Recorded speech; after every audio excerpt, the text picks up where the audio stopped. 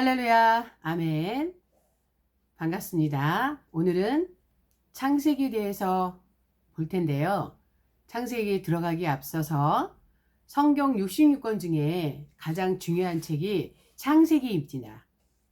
2300년의 역사를 압축해서 기록했고요. 창세기에서 우리와 언약을 맺은 분이 누군가를 배우는 겁니다. 창세기의 중요한 주제는 창조죠. 또한 기원의 책입니다. 우주의 기원, 인간의 기원, 죄의 기원, 문화의 기원입니다.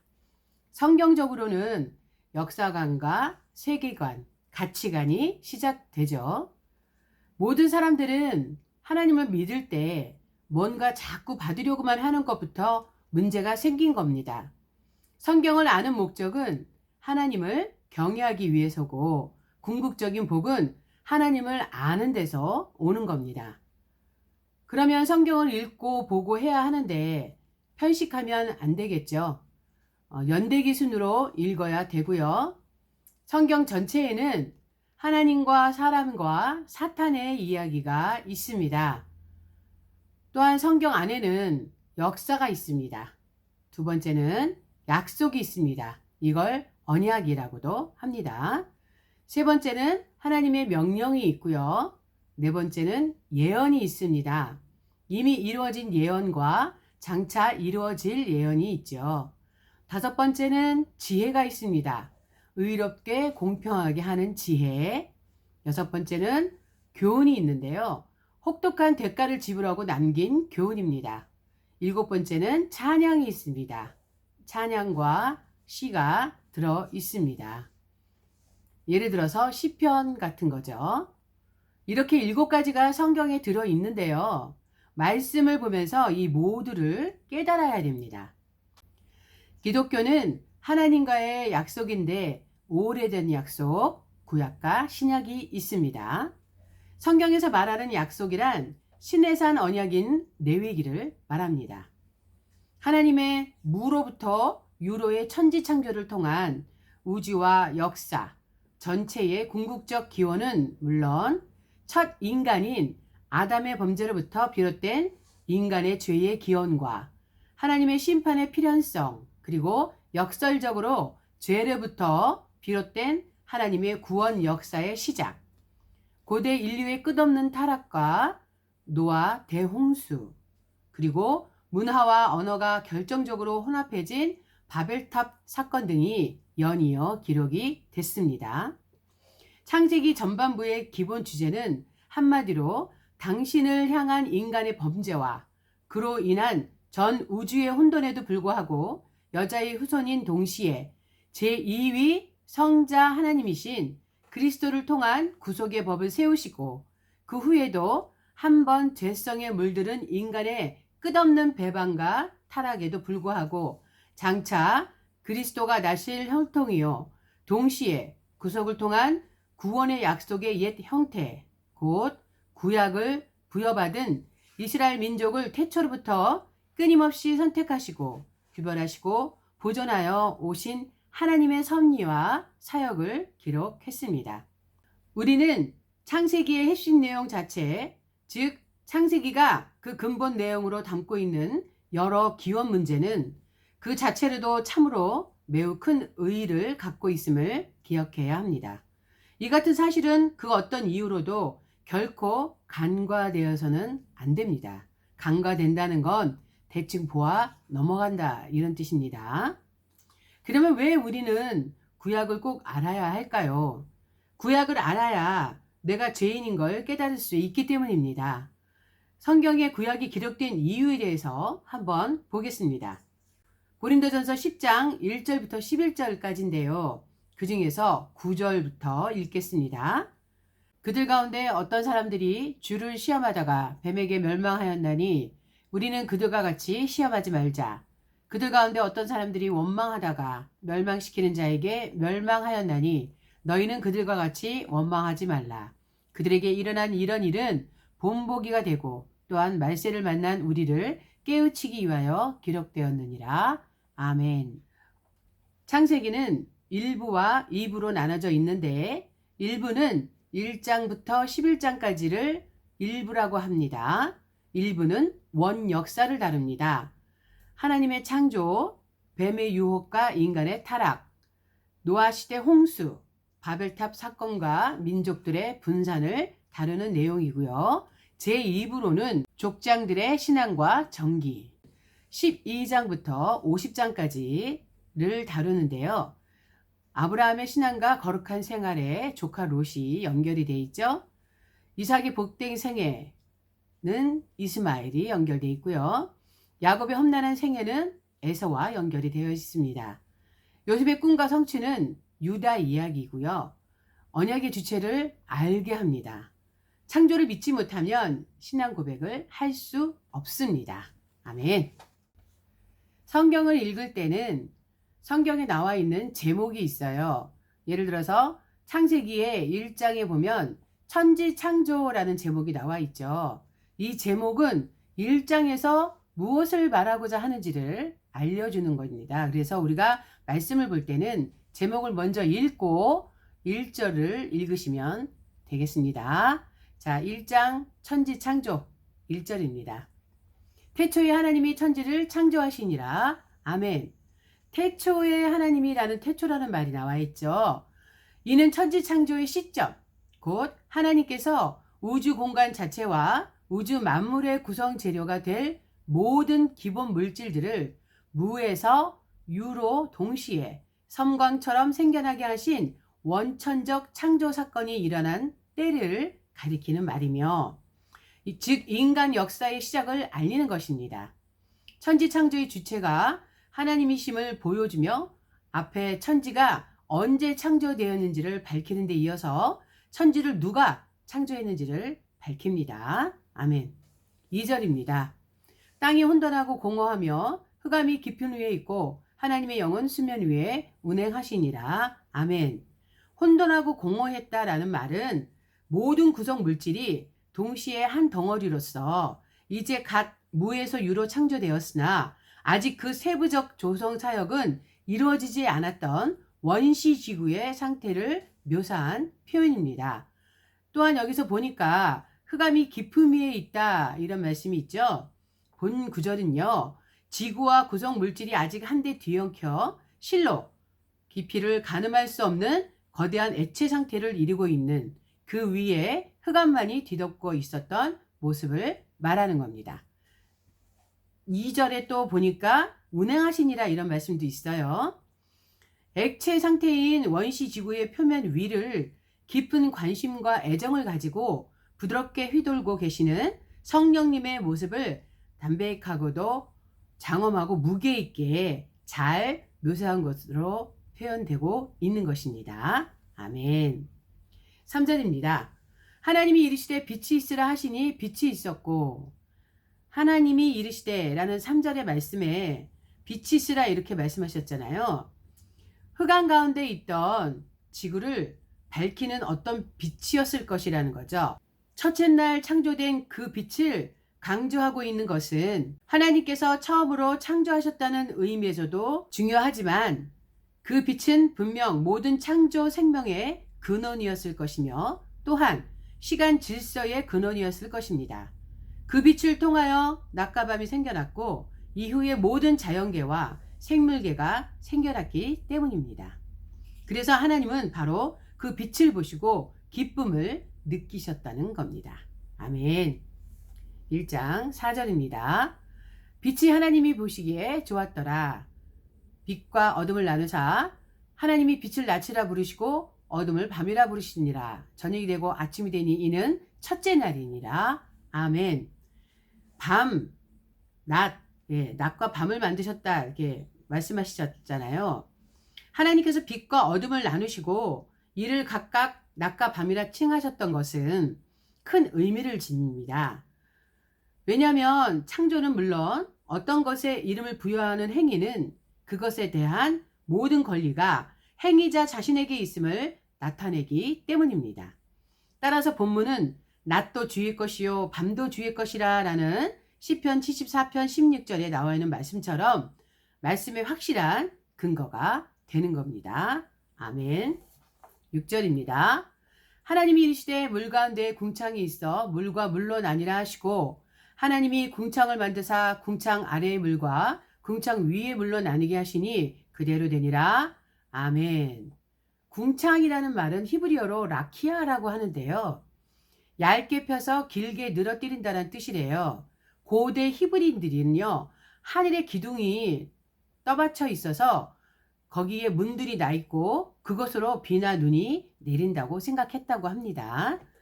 또한 7절에 궁창 아래의 물과 궁창 위의 물이다 이런 말씀이 나와 있죠. 본문을 직역하면 그 궁창에서 아래로부터의 물과 그 궁창에서 위로부터의 물 사이를 입니다. 이처럼 히브리어 원문은 궁창을 사이에 두고 그 궁창을 기준점으로 하여 물이 분명하게 양분되고 있음을 시각적으로 선명하게 표현하고 있는 것입니다. 다시 말해 본문은 궁창이 물들을 서로 섞이지 못하게 하는 기능을 하고 있음을 나타내주고 있습니다. 아멘. 8절입니다. 하나님이 궁창을 하늘이라 부르시니라. 저녁이 되고 아침이 되니 이는 둘째 날이니라.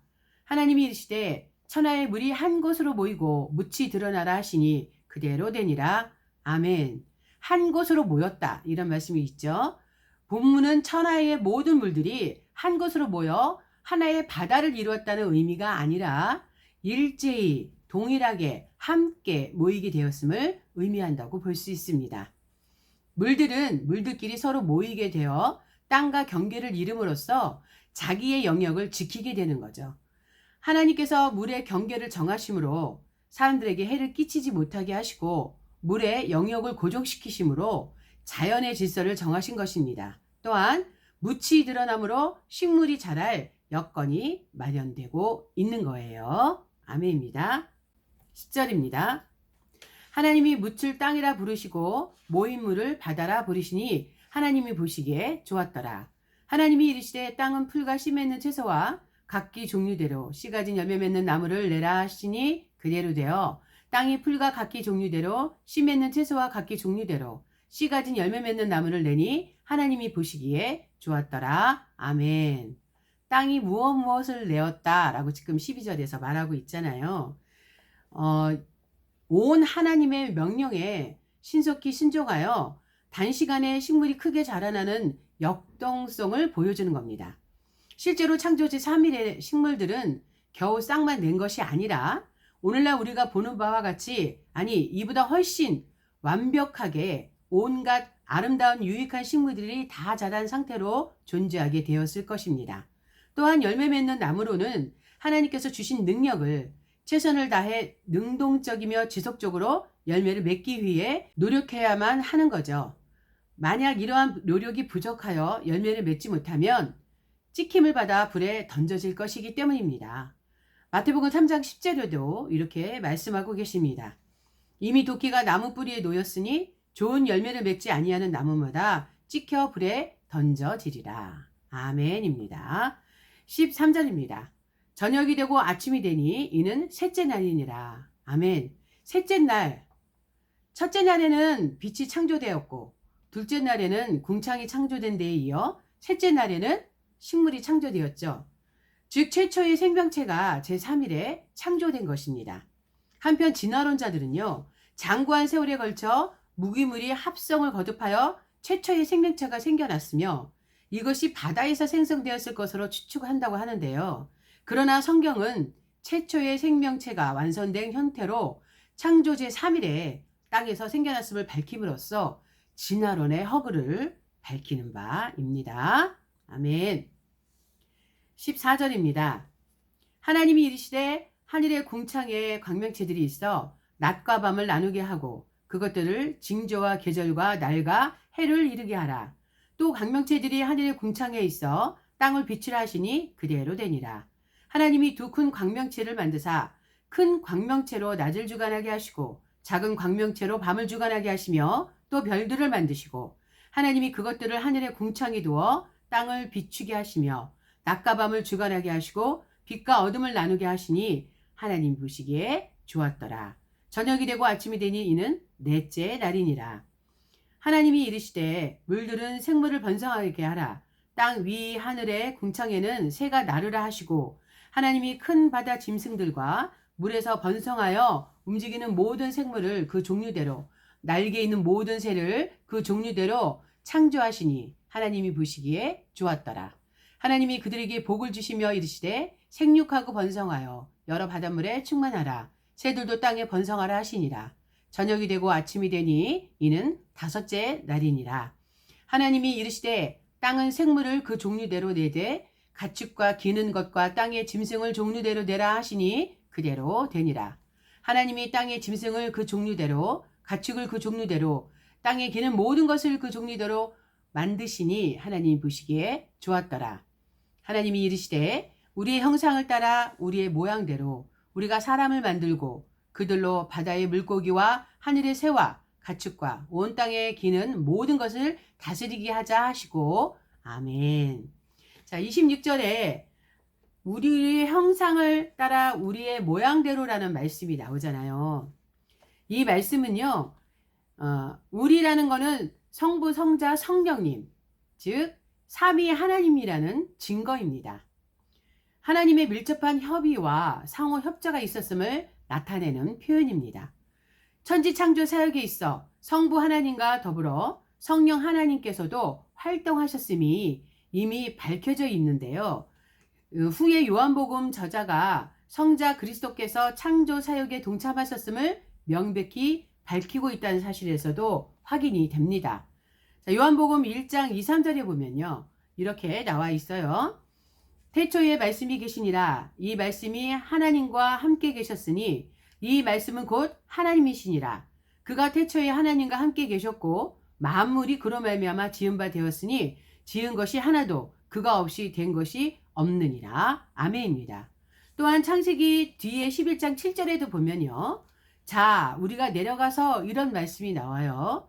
또 요한복음 17장 11절에도 보면 우리와 같이 그들도 라는 말씀도 나옵니다. 그래서 우리라는 단어는 성부와 성자와 성령님이 삼위가 한 분이시다라는 증거를 나타내 주시는 겁니다. 자, 우리의 모양대로 형상을 따라 했던 형상이라는 단어는요. 하나님의 성품을 가리키는 용어이며 인격을 말합니다. 즉 자유의지를 주셨는데 자유의지란 양심, 자기 인식, 영적 분별 등이 있습니다. 골로새서 3장 10절에 보면 새 사람을 입었으니 이는 자기를 창조하신 이의 형상을 따라 지시기까지 새롭게 하심을 입은 자니라. 아멘. 그렇다면 하나님께서 사람을 창조하신 이유가 무엇일까요? 그것 역시 성경에 기록이 되어 있습니다. 이사야서 43장 21절에 보면 이렇게 말씀하십니다. 이 백성은 내가 나를 위하여 지었나니 나를 찬송하게 하려 함이니라. 아멘. 그렇다면 우리는 어떻게 지음을 받았다고요? 예, 하나님을 찬양하기 위해서 지음을 받았다라고 이사야서에서는 말씀하고 계십니다. 27절입니다. 하나님이 자기 형상, 곧 하나님의 형상대로 사람을 창조하시되 남자와 여자를 창조하시고 아멘입니다. 히브리어로 남자는 이쉬, 여자는 이샤라고 합니다. 그래서 이스라엘 이렇게 표현을 합니다. 자, 28절 하나님이 그들에게 복을 주시며 하나님이 그들에게 이르시되 생육하고 번성하여 땅에 충만하라. 땅을 정복하라. 바다의 물고기와 하늘의 새와 땅에 움직이는 모든 생물을 다스리라 하시니라. 아멘. 정복하고 다스리라라는 말씀을 하셨는데요. 하나님께서 제5일에 수중동물을 창조하신 후 주신 축복은 생육, 번성, 충만이었습니다. 그러나 제6일에 인간을 창조하신 후 주신 축복은 이러한 축복에 머물지 않고 한 걸음 더 나아가 땅을 정복하고 모든 생물을 다스리는 것까지 포함이 됩니다. 다섯째 날까지의 창조는 하나님의 형상대로 지음받은 인간을 위한 것이며 모든 권한은 인간이 가지고 있지만 정복하고 다스리라는 것이 인간 마음대로 아무렇게나 하라는 뜻이 아니고 땅과 자연을 잘 관리하여 선한 목적을 이루라는 하나님의 문화 명령에 순종하는 귀중한 소임인 것입니다. 아멘. 29절 하나님이 이르시되 온 지면에 씨 맺는 모든 채소와 씨 가진 열매 맺는 모든 나무를 너희에게 주노니 너희의 먹을거리가 되리라. 아멘. 이때는 인간에게 단지 채식만이 허용되었으며 그 당시까지는 육식이 허용되지 않았다는 점을 알 수 있습니다. 육식의 허용은 노아 홍수 후에 허락된 겁니다. 창조 시 하나님의 본래 뜻이 아니었던 이러한 육식이 타락 후 허용되었다는 것은 약한 자가 강한 자에게 피 흘림이 없었던 낙원의 포기를 암시하며 더불어 이는 장차 낙원의 재창조가 있어야 함을 암시한다고도 볼 수 있습니다. 이러한 낙원의 재창조는 장차 그리스도의 재림을 통하여 완전하게 이루어질 것이며 그리스도의 보혈의 공로에 힘입은 구원받은 자만이 그곳의 거민이 될 수 있는 것입니다. 요한계시록 22장 1절부터 5절에 보면요. 또 그가 수정같이 맑은 생명수의 강을 내게 보이니 하나님과 및 어린 양의 보좌로부터 나와서 길 가운데로 흐르더라. 강 좌우에 생명나무가 있어 12가지 열매를 맺되 달마다 그 열매를 맺고 그 나무 잎사귀들은 만국을 치료하기 위하여 있더라. 다시 저주가 없으며 하나님과 그 어린 양의 보좌가 그 가운데 있으리니 그의 종들이 그를 섬기며 그의 얼굴을 볼 터이요 그의 이름도 그의 이마에 있으리라. 다시 밤이 없겠고 등불과 햇빛이 쓸데없으니 이는 주 하나님이 그들에게 비치심이라. 그들이 세세토록 왕노릇 하리로다. 아멘. 30절입니다. 또 땅의 모든 짐승과 하늘의 모든 새와 생명이 있어 땅에 기는 모든 것에게는 내가 모든 푸른 풀을 먹거리로 주노라 하시니 그대로 되니라. 하나님이 지으신 그 모든 것을 보시니 보시기에 심히 좋았더라. 저녁이 되고 아침이 되니 이는 여섯째 날이니라. 아멘. 예, 보시기에 심히 좋았다라는 뜻은요. 이를 직역하면 그런데 보라 심히 좋았다 이런 뜻입니다. 하나님께서 제6일째 되는 날에 모든 창조를 마치시고 지금까지 지으신 모든 것들을 살펴보면서 스스로 흡족해 하신 감탄하신 말씀입니다. 아멘. 수고하셨습니다.